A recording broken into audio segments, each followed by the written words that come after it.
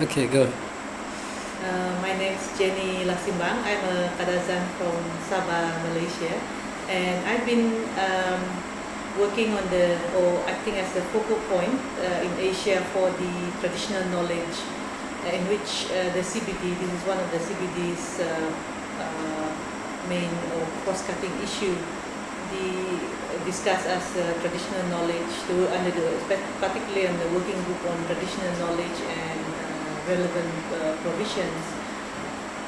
During this conference, this fourth Indigenous Knowledge and Biodiversity Conference for Asia, Indigenous peoples have come together to prepare for the upcoming meetings in the CBD, mainly on the working group, which will happen in 2nd to the 6th of November 2009. This is a sixth working group meeting, and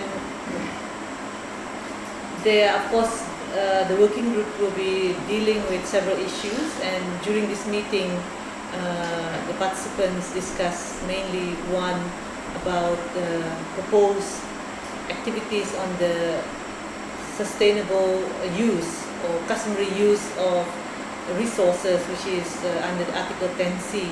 Article 10C has not been dealt with by CBD and this comes under the related provisions that was coined together with 8J.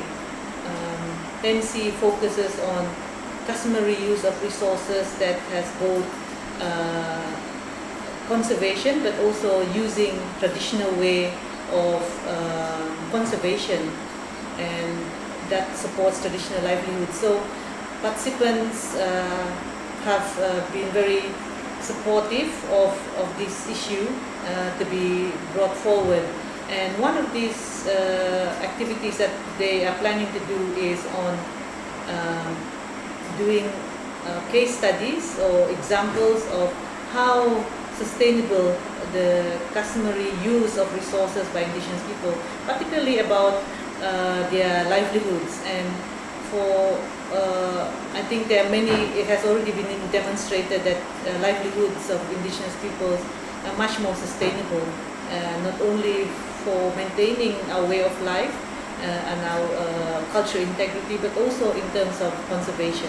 So this will be the one particular case studies will be one particular example, and the other one, which is already in the draft recommendation of the CBD, is having an international meeting, an expert meeting, and a working group that develops a program of work on 10C. The other one that has been supported in this meeting is holding an international conference on 10C and looking at customary use, so that there could be maybe other initiatives like learning network and exchange of information which should come from that meeting.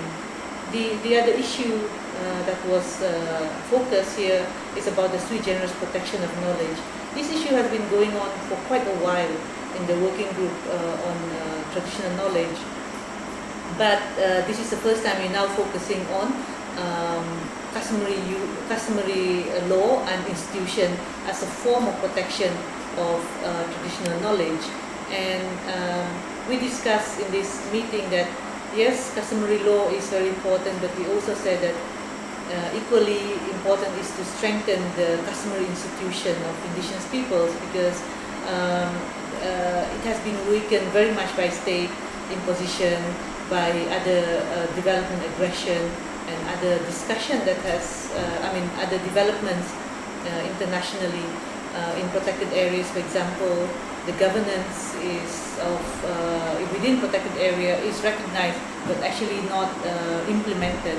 So all these issues were discussed, and Indigenous people plan to find ways and means in which institutions of Indigenous people that does decision making and the customary law that deals with that will be strengthened.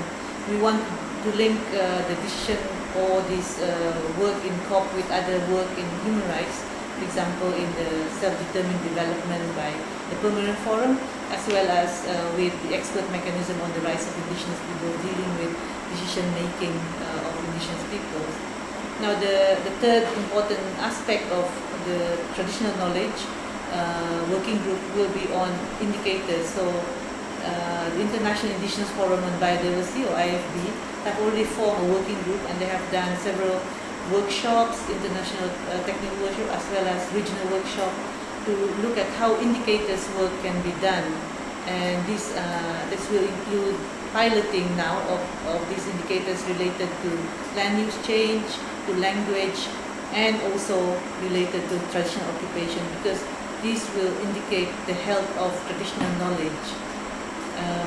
There will be other aspects of traditional knowledge, but not so much covered in this conference due to time, but it was raised in at the plenary discussion. One is on national reporting, and Indigenous people are saying that the participation of at the national level by Indigenous representatives, bringing together what are the work that Indigenous peoples have been doing, and this will actually enhance or make the national report of governments more comprehensive by taking in Indigenous people's effort at the national level. We are proposing annual roundtables with Indigenous communities so that this input can be included in national reports.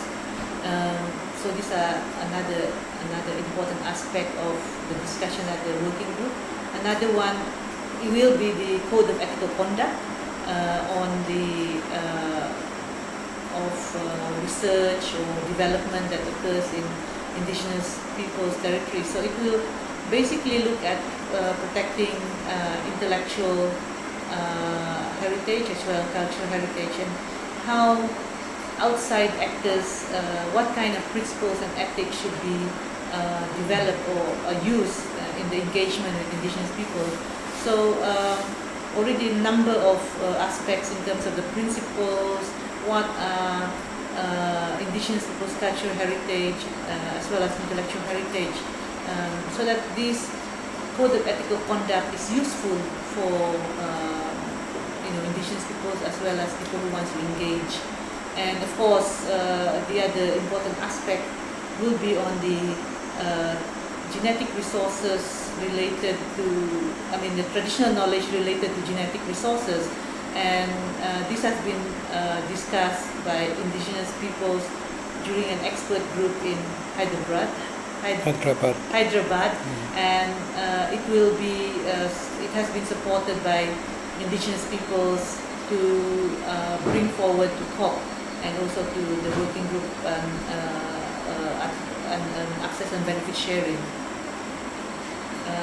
There are many important aspects, for example, the community protocol, as well as dual prime form consent mechanism that needs to be considered when looking at traditional knowledge related to certain genetic resources. Thank you.